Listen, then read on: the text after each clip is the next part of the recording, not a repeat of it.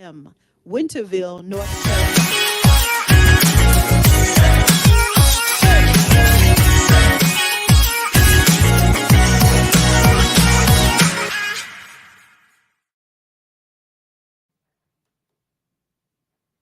Hello, welcome, and thank you for joining me for another episode of Ring Out Your Sponge, the radio edition. I'm your host, Regina Smithwick. So tune in every week as we talk about empowerment, growth, self-discovery.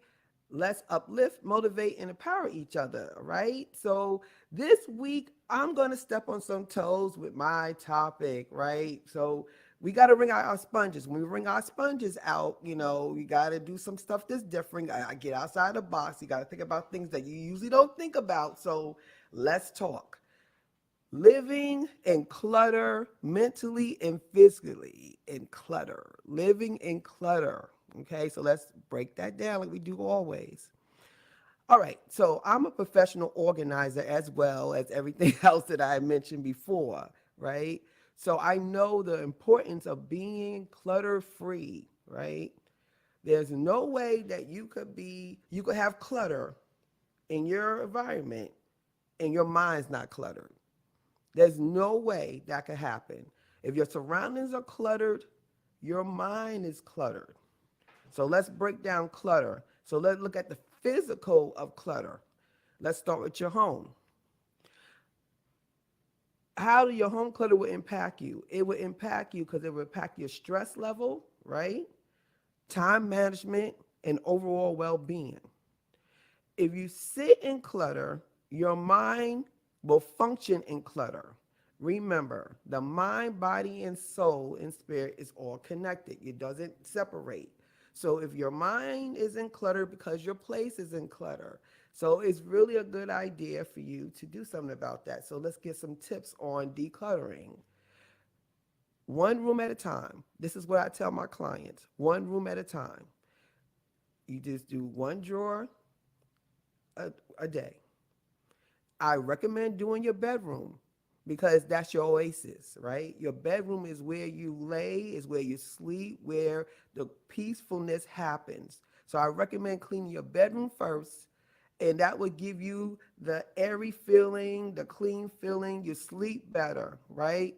And that would be an instant thing. Instantly, you'll feel better because your bedroom is clean. And that will give you the motivation to clean other parts of your home, right? We got to remember it's all connected. All right, so let's talk about your car. All right, people. Our cars are not supposed to be closets. They're not supposed to just hold stuff. It's supposed to get you from A to B. And you're supposed to keep, of course, your emergency kits, your tire, your spare tire, all that great stuff in the car, because that's what it's made for. It's not made for your shoes and your clothes and your food from last night. So car clutter can affect you mentally. It's a mental state of driving experience, right? So let's say you're driving. You're full of clutter driving, so your mind is not at rest. So you need to clean your car because you'll have a better driving experience if you do. I'm gonna give you some tips on that. So to keep your car tidy, regularly clean routine, organizing tools. You know how they have things in your car you can put in there to organize your stuff in your car. A mindful habit would be to remove trash daily, every day. I clean my car out every day, meaning whatever I put in my car when I get in the car, when I leave the car at that evening or whenever I get out the car, I take everything back in the house because that's where it belongs. What happens is we start leaving stuff in the car and we start piling up stuff, right? When you clean your car, now you can't tell me when you clean your car, you don't feel better. When you have a clean car, it rides better. You know, dirt makes your car heavy. Don't you notice when you clean your car, when you wash it, you clean your rims, you spray your tire shine on there, you feel like $1,000,000. You just drive better. You just drive easier. That's the feeling of when you're not in clutter. You just feel better. It just makes your mental feel better. So the benefits of you decluttering your car is to reduce stress and then have a more pleasant ride. So I recommend totally clean your car. And I'm going to tell you something that was really funny.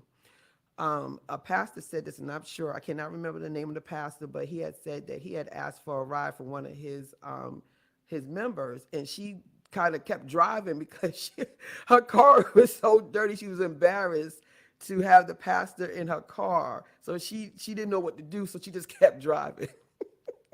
But you shouldn't feel that way. You shouldn't be, if obviously it's a problem. If you don't care about it, you would let anybody in your car, right? If you didn't care how it looked, you would not keep driving. You'd be like, okay, this is the way I do, whatever. And you good with it. Obviously she wasn't good with it because she was embarrassed to let the pastor in the car.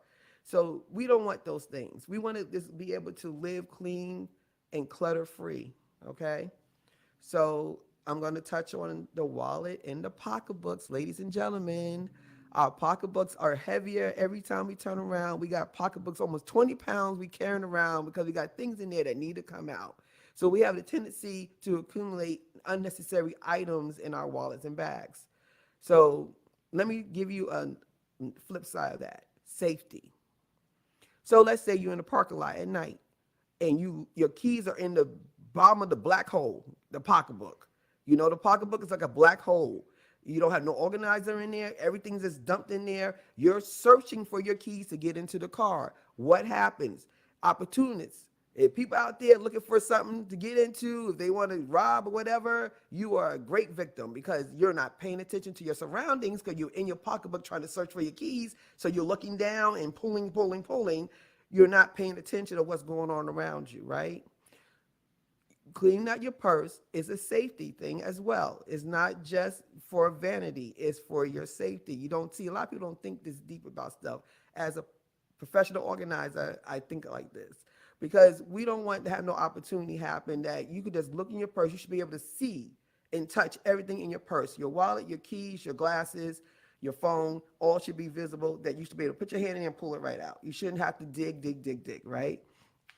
I would definitely recommend for you to clean out your wallet, and gentlemen, your wallet too. A lot of times we put receipts in there, we just add on and add on and add on, and we got a wallet that's sticking out of your pocket so far out you can see it because it's so full. You're supposed to clean it out. And I'm gonna give you a tip that I learned from the Golden Girls that I love so much. I love the Golden Girls. So Sophia, one night, Rose asked her, "What are you doing?" She said, "Like I do every Tuesday, I clean out my pocketbook."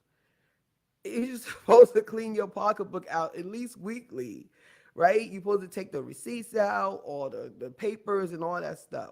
And I believe in energy. I believe in, if whatever you want to attract, you need to be able to appreciate. So you need to clean your wallet out, organize your money, put your money in order, put your ones, your fives, your tens, your 20s, value what you have, and you'll be able to attract more. So you can't do that with a crumbled up money and change and all that good stuff. You clean your wallet out and it has room to grow to receive more. All right. So that's the benefit of doing that. And carry only what you need. If you don't need that stuff in your wallet or pocketbook, put it in its rightful place in the house so you can have space in your pocketbook. And for physically, it holds on you. Like that weight pulls on you. That's like carrying 10 pounds of weight on you. You don't want to carry that. And that start messing up with your back. It start messing with your posture. It start messing with stuff. You get older now. I'm 54. You got to start paying attention to stuff. You can't just carry around big boulders all day long, a pocketbook, and don't think it's going to, affect your back or your muscles and everything. So definitely clean out your pocketbook. So let's get to the mental clutter. Understanding mental clutter, I'm going to give you examples. Overthinking, constantly worrying, mental overload. That happens. That's cluttering your mind full of stuff you don't need. You don't need to overthink about stuff. You make a decision and that's that. Do not overthink about it.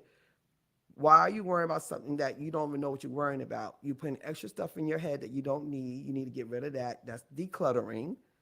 And mental overload. You only are one person. You only got 24 hours a day. You only got 7 days a week. You cannot do it all. You just take what you could do, and the rest of it got to wait till next week. Release that stuff, and that would definitely declutter your mind. Any tips? Yes, Regina, there are some tips. Meditating, to-do list, task list. Very important. To-do lists and task lists will help you organize and have time management. So you'll be able to conquer your list daily. And whatever you don't finish, you just put that on the top of the list for the next day. So you feel accomplished and you feel like you have some organization and you don't feel overwhelmed. Use your calendar, paper or phone. My sorority sister, Siobhan F. Sharp, had taught me about using a planner, and it changed my life. I didn't understand the importance of it until I got one, and after I had one, my life has changed. I so know everything I'm doing every single day, and it takes the worry and all that anxiety out because you understand what your day looks like. Okay, manage time efficiently, time management, and that would be solved with your calendar. The points of setting boundaries. 24 hours, 7 days a week. You can't do it all. Let me tell you something. No is a complete sentence. Let me repeat that to the people in the back. No is a complete sentence. You don't have to do everything. It's okay to say no. Do not feel like you got to explain your no's to anybody. You do not, right? You don't have to do that. Now I'm going to throw in some extra today. Now we in the world of digital. Everything is electronics. Everything is technology. So we got to declutter that as well. What I mean by that, what contributes to that mental clutter when it comes to digital? Notifications, emails, social media. We have to learn how to either, organize those files, delete your old emails, set screen time limits. When you go to bed, cut your phone off or cut it down low or take off your notifications so you can sleep. And then the next day, cut them on when you're ready. You have apps for everything. You can organize your stuff in apps. We got to start decluttering because a lot of times we just leave emails. There's people that I know that have 50,000 emails in their inboxes and they haven't even read half of those emails. It's kind of like, are you going to read them or you're not? If you're not, get rid of them, kind of just take some of that stress off of you, right? So the benefits of doing this is to gather your thoughts, shut down your mind. We have to shut down, ladies and gentlemen. A lot of times we keep going, going, going, going. Once in a while, your brain don't need to think about nothing. Get a day, pick a day of the week that you just shut down. Say, you know what, today's the day. I'm not thinking about nothing. I'm going to just lay here and do nothing. And get your body and mind time to just relax. You work it very hard every day. It deserves a break and not feeling overwhelmed. That would help you not feel overwhelmed. If you just take breaks, then it's like taking mini vacations for your brain, right? Just think about it like that. For some reason, we are in this world today that's telling us that we need to just run, run, run, run, run, run, run. Like we're not nobody unless we busy. Yes, we got to get our hustle on. Yes, I am the person that have that hustle. But once in a while, I have to shut down or your body will do it for you.